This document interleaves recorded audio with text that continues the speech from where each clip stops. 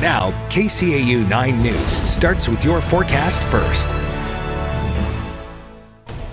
Good evening, Siouxland. Thanks for joining us on this Monday as we start things off with a live look outside from our Wayne State College camera in northeast Nebraska. It's been a pretty comfortable start to the month of August as temperatures have been able to climb into the upper 80s and lower 90s throughout the region.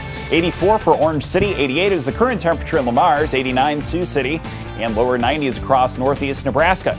Tomorrow is going to be significantly hotter. The National Weather Service putting out a heat advisory. Wherever you see the orange on your screen, feels like temperatures between 105 and 110 for tomorrow afternoon.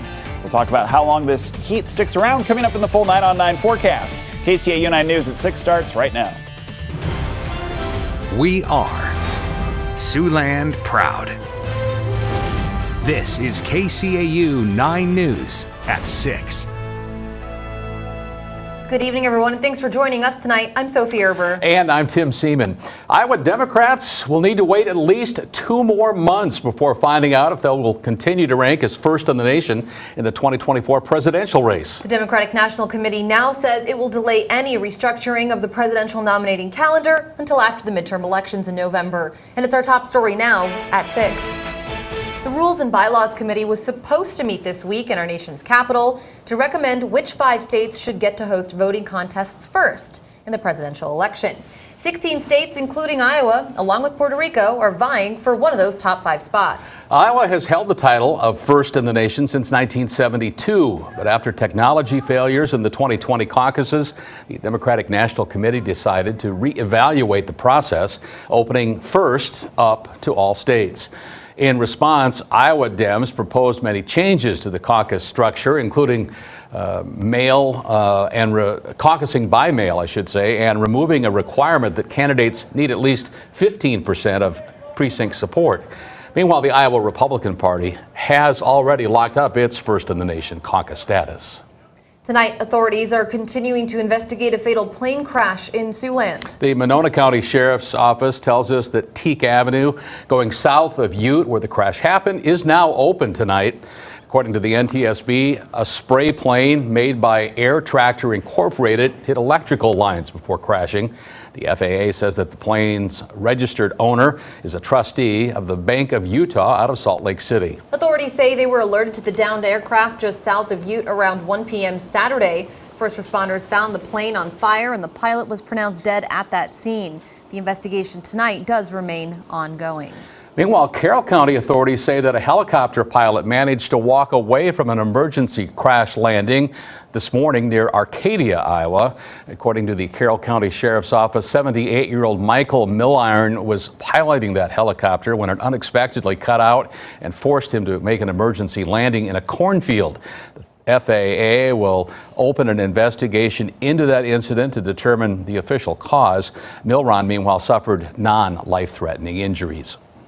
Nursing home turnover rates have left some facilities with low staff. In Iowa, the turnover rate for nursing homes have hit double digits now, with the national turnover up 25% from last year. According to the Hospital and Healthcare Compensation Service, many facilities in Siouxland are feeling this high turnover rate, but few tonight are saying that even with turnover, their shifts are filled.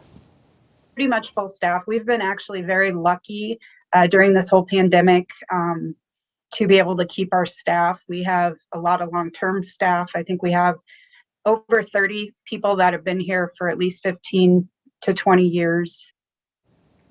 Currently, certified nursing aides, dietary, and housekeeping staff are some of the highest turned over jobs in the nation.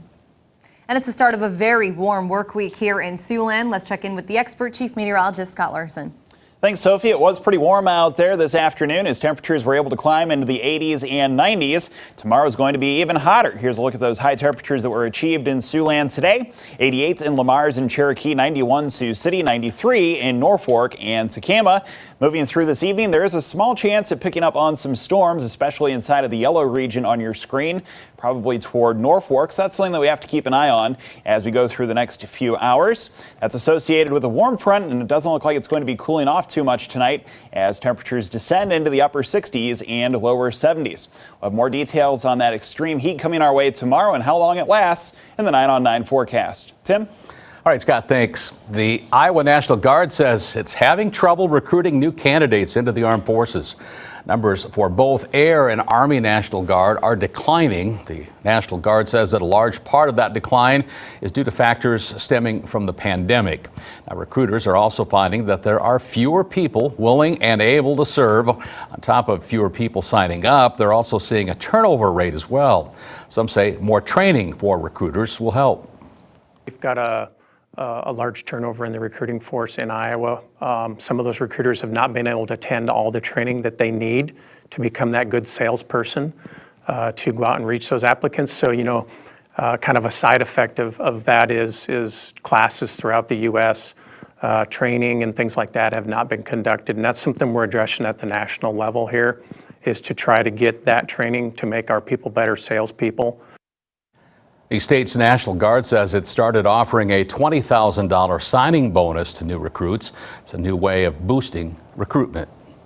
Representative Dusty Johnson of South Dakota spent some time in North Sioux City this morning. After attending a pinning ceremony there with some area veterans, he made his way to RP Construction.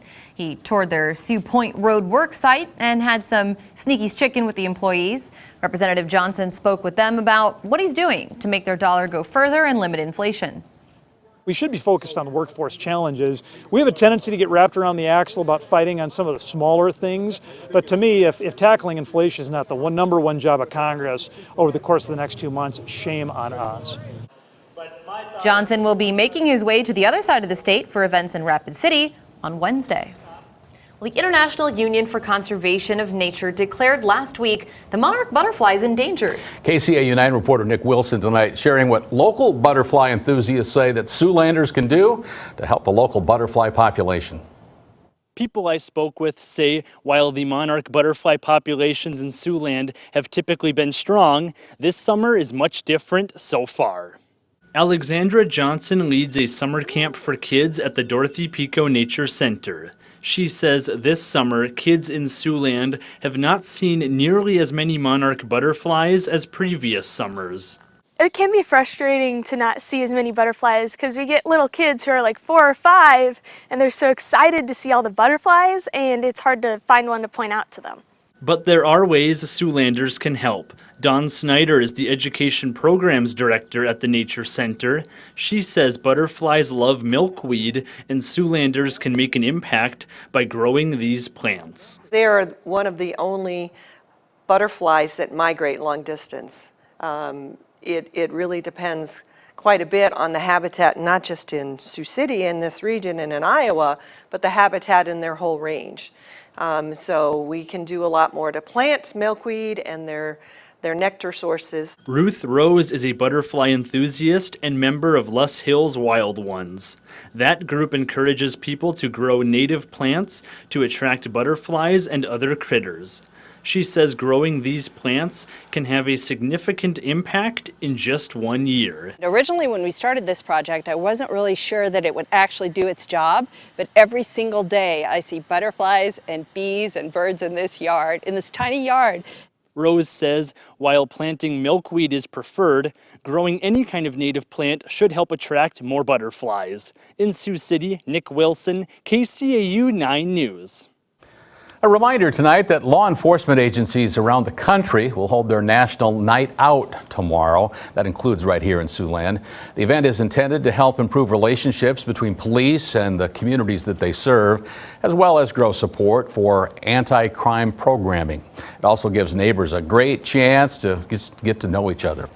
Some of the local police departments here will be holding events all across Sioux City, also South Sioux, as well as in North Sioux City. So make sure to check out those on our calendar and get a chance to participate perhaps tomorrow night. Yeah, I know it's going to be a warm week, but a lot of those events at least will have tents. A lot of times the fire department comes too, and they have a water spray or a water slide, so that'll be right up the alley this week. Well, when you hear the word camp, you probably think of summer camp at a park or a playground, perhaps. But this one brings a bit more spark. How a fire department in Colorado is igniting women to be involved in the firefighting field, coming up. And a significant heat wave looks to be taking over Siouxland with high temperatures in the 90s and triple digits over the next several days. We also have a couple of thunderstorm chances in the near future. Details in the 9 on 9 forecast. That's next. You're watching KCAU 9 News with Tim Seaman, Sophie Erber, Chief Meteorologist Scott Larson, and Sports Director Anthony Mitchell. This is KCAU 9 News at 6.